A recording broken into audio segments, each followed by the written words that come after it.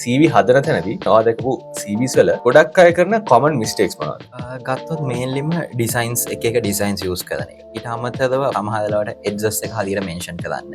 Reference ලව හරියට mention කරන්න available on your request කියලා ඒ වගේ මෙන්ෂන් කරනවා. CV එක කොළ 3කට වඩා දික් වෙන එක. සාමාන්‍යයෙන් අපි ගත්තාම අපි CV එකක් වුණාම තියෙන්න ඕනේ within 30 seconds ඒ capture වෙන්න ඕනේ බලන එක්කෙනාගේ attention එක ඒ CV එකට. ඒ within 30 seconds අතර පිටු 3කට CV එකක් කියන්නේ ඒක අනිවාර්යයෙන්ම අමාරුයි බලන්න. මොකද maximum පිටු 3යි කියලාද කියන්නේ? පිටු 3ත් වැඩි ඇත්තටම කිව්වොත්. අපි maximum කියන්නේ pages දෙකකට වගේ මේවා කරන්න කියලා. අපි දාන details ටික summarize කරනවා. O level A level examinations වලත් O level subject 9ම දානවා. A level ගත්තාම එතනත් subject 3යි general english එකත් එක්ක subject 4ම දානවා. ඉතින් ඔය වගේ ඒවා දැම්මහම CV එක drag වෙනවා වැඩි. example එකකට ඒ වගේ එකක් ලියද්දි අපිට දාන්න පුළුවන් අපි yes O level examination එක complete කරා. ඔයාලට A කීයක් තියෙනවද B කීයක් තියෙනවද C කීයක්. fail නම් ඒක දාන්න එපා. තනි line එකකින් තනි line එකකින් දාන්න. අපි A levels ගත්තොත් advanced level examination කරපු year එක දාන්න. කරපු stream එක දාන්න. ඒක english medium ද single medium ද tamil medium ද කද කියලා දාන්න. ඊට පස්සේ ඔයාගේ results එක දාන්න. අපි හිතමු මොකක් හරි example එකකට subject එකක් අපි fail කියලා. ඒ subject එක දාන්න එපා. අනිත් subject එක දාන්න. ඇයි මේ fail subject එක දාන්න එපා කියන්නේ? හැමතිස්සෙම first impression කියන එක matter එකක් වෙනවා. එතකොට